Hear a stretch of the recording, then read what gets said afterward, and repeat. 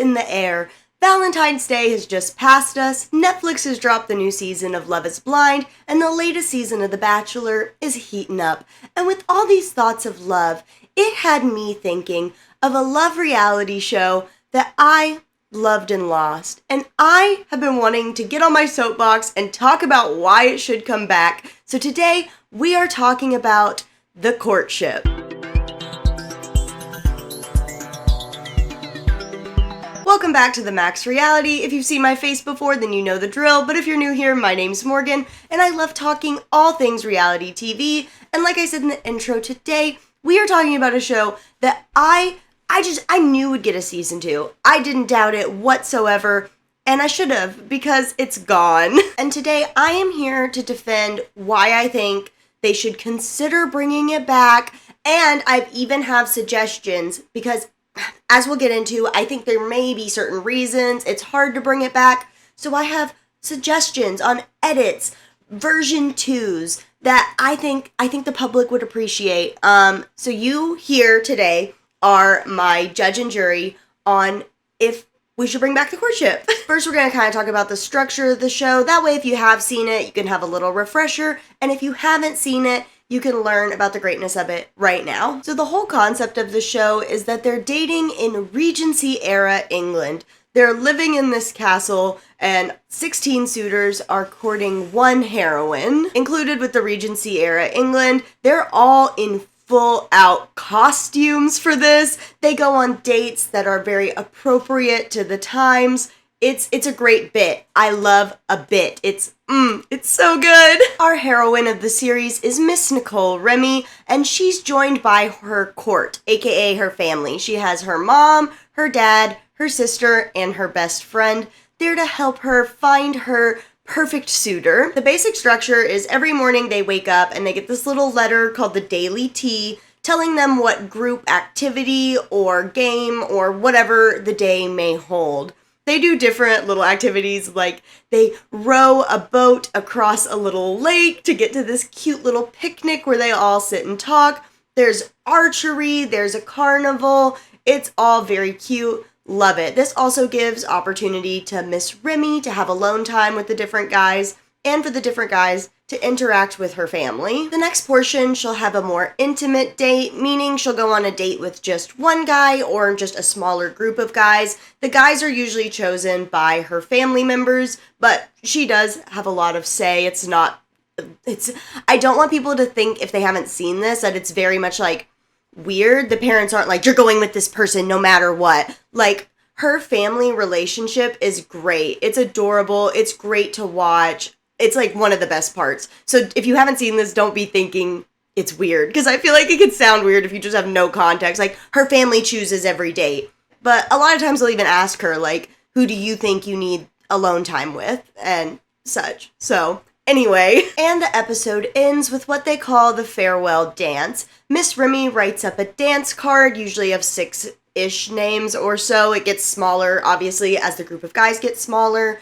And the rest of the guys are safe and go to the balcony, and the other 6 guys each have to do a dance with her. And during this dance, she'll kind of tell them why she brought them up there. Sometimes it's because they're about to get eliminated. Other times, she just wants to talk to them and say, hey, this is where I need you to improve. Or even other times, she's just like, I just wanted to talk to you.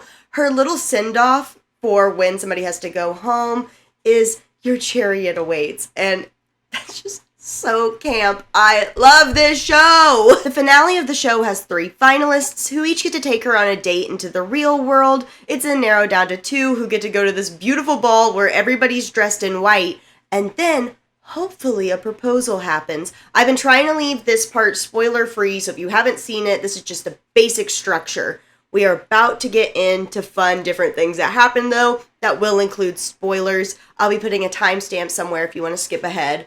I don't have any spoilers, because I understand. Now that we all have the basic structure down, I have to just talk about some of my favorite moments that just made the show, because duh. One of the first things I loved is the bombshells they had. In episode 2, they brought 2 new guys in, just already, just off the bat. Then we get all the way to episode 6, and they bring in 1 more guy. It ended up being 19 suitors total. I just never feel safe in the castle. Never. Another upsetting and unforgettable moment is Mr. Safa hitting on Miss Remy's best friend.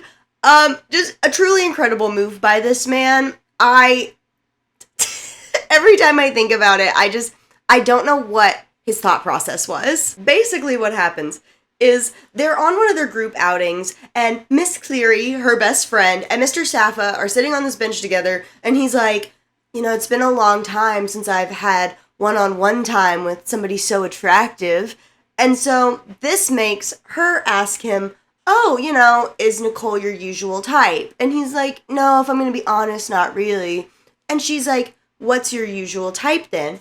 He's like, like dirty blondes. This is what this woman looks like.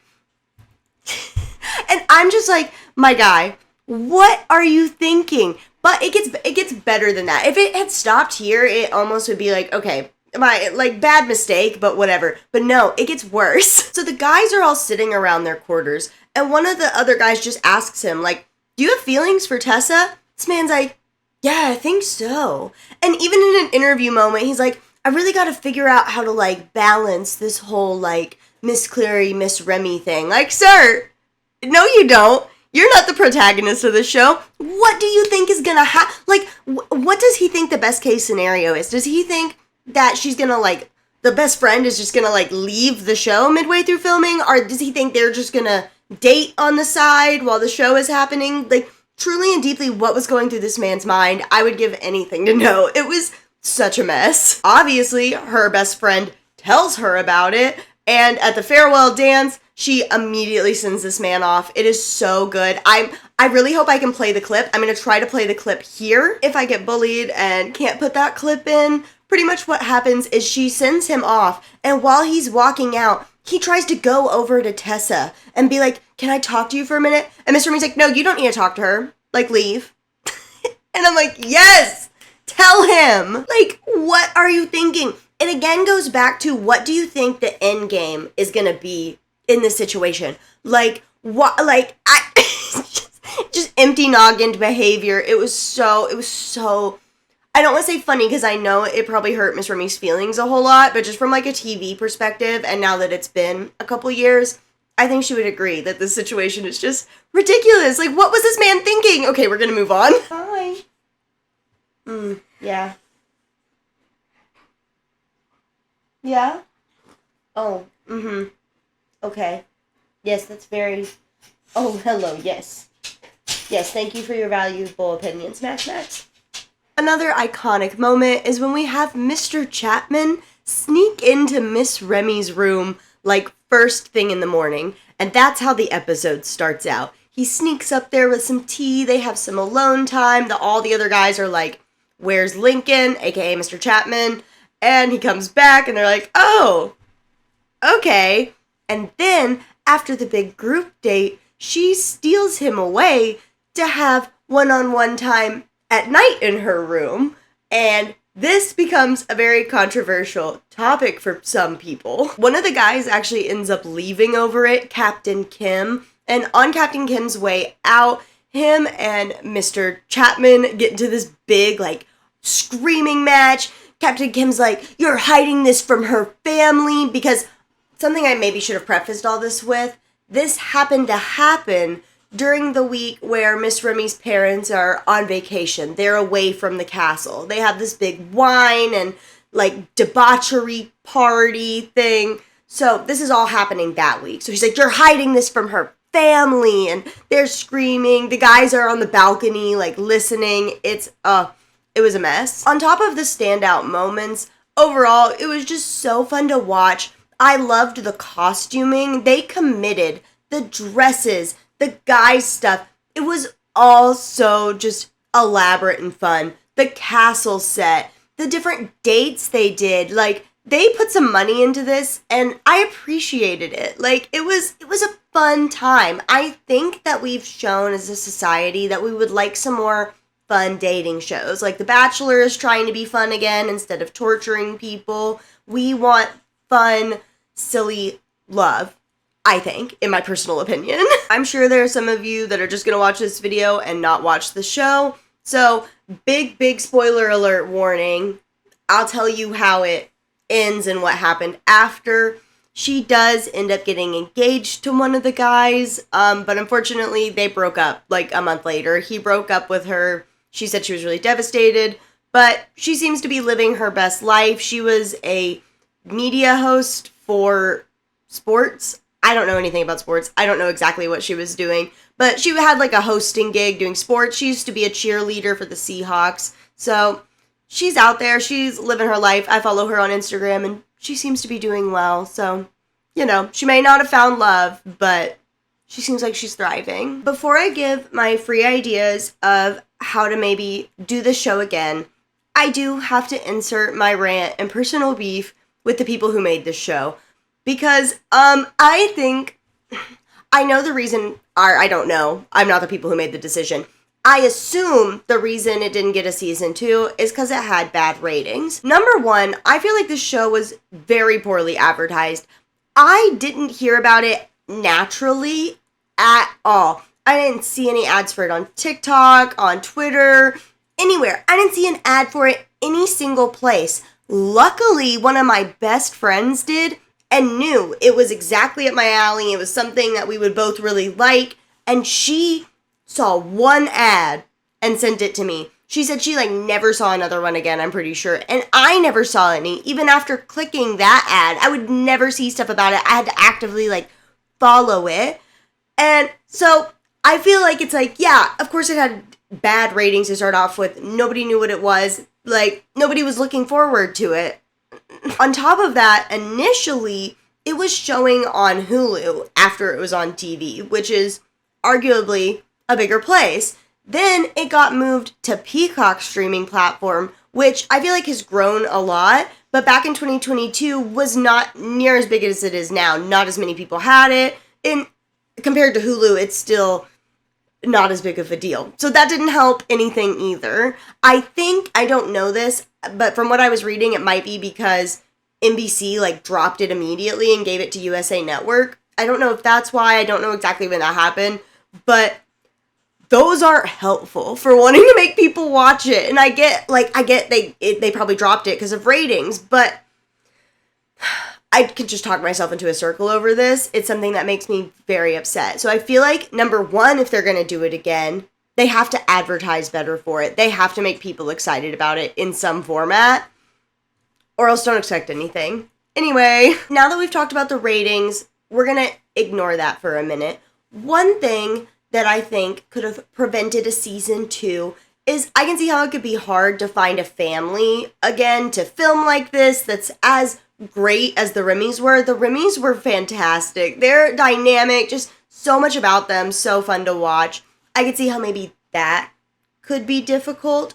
So, something that I've been cooking up, I've been thinking about, I've been marinating on this video and thinking about the show for a while, is maybe the way to kind of make a version 2 of this show is instead of having one person that a bunch of people are vying for, like The Bachelor, they should go more Love Island style and have just people mingling about, but still with the Regency rules. So maybe the women on one side in their own dormitories and the men on the other, and they pass notes and whatever. But I think that could make filming easier because that would make casting a whole lot easier, most likely. And we would get to see more dresses, which I personally would love because the dresses were so fun. Obviously, if you're doing it more of a group dating style, the format is going to have to slightly change.